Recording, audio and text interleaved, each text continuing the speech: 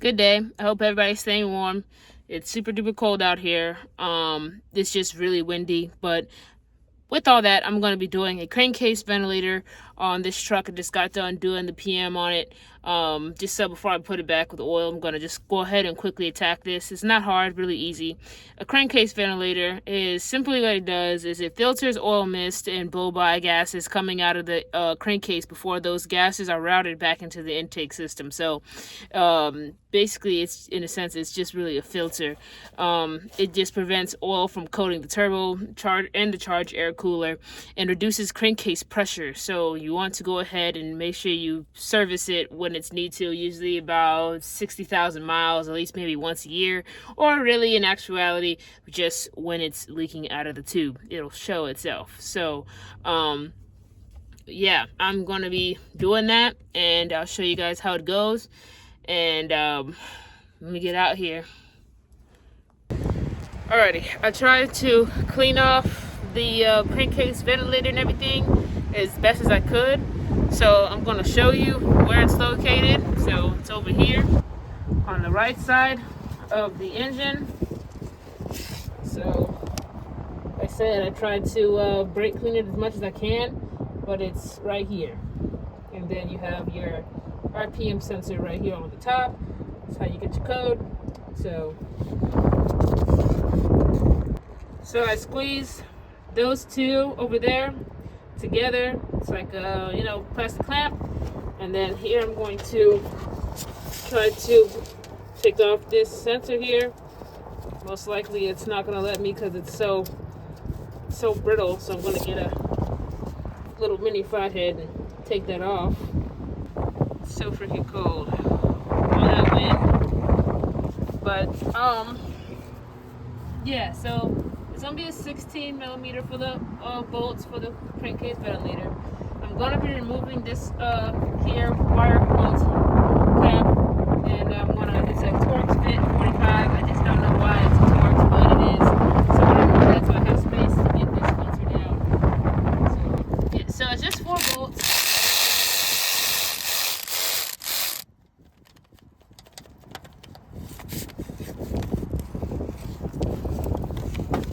Catch pin underneath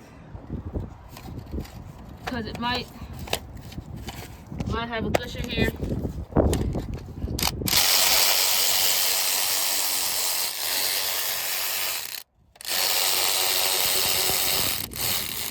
we go. So it's off, and then I'm just gonna. This is the pull it back.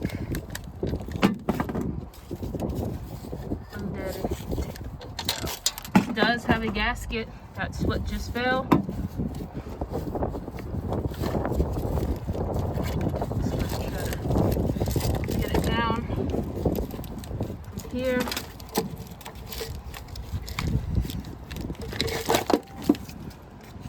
Hose cut.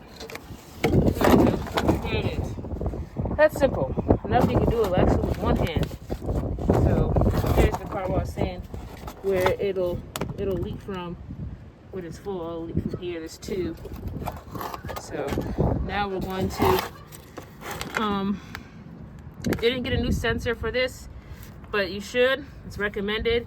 Actually, I should have it should have been sold with one when I got it, but it comes separate, by the way, anyway. But yeah, I'm just gonna have to use this one. This one and the new one is in the same position, so I'm gonna go ahead. And it wasn't shooting any codes as well, so that's another reason why I'm using the same one. No codes. It's just the sits right there. I wiped off everything and got it clean, the mating surface, so they can put the new gasket on there and get it going. So it didn't drip that much. Anyway, the oil's not in here anyway, so maybe that's probably why. So just 4 bolts, 16 millimeter, and that's it. But I'm in Florida, right? But for some reason, it feels like it's actually snowing. I don't know if you can see like the little white, but it's not like nothing in the air. I don't know, maybe I'm just I feel like my hands are freaking frozen. My gosh, it's so cold. All right. So I'm gonna take this off. It's a T25. It's just one bolt. I'm gonna reuse that. I feel like I'm gonna be sick. Jeez. Hands are so cold. So here's the new one. I'll show you the part number here.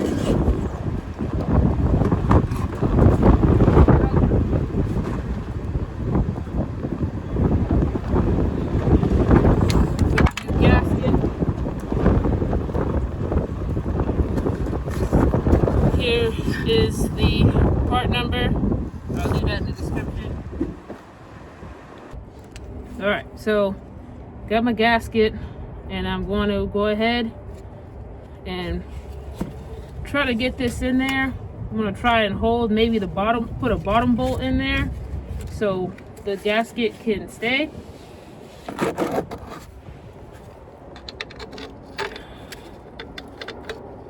a little bit. Yeah.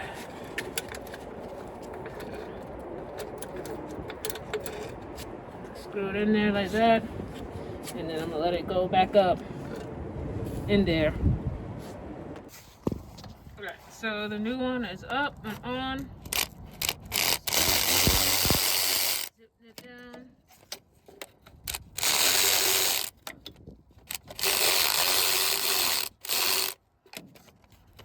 A little bit even.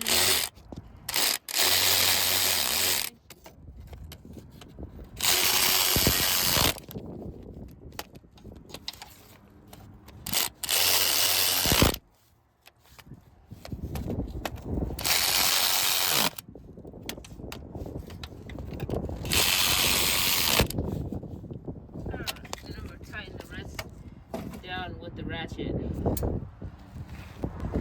then all you do for this hose here is just push it back in. I can't do it around quarter. Push it in and then plug this back in. Hear the click, and then that's it.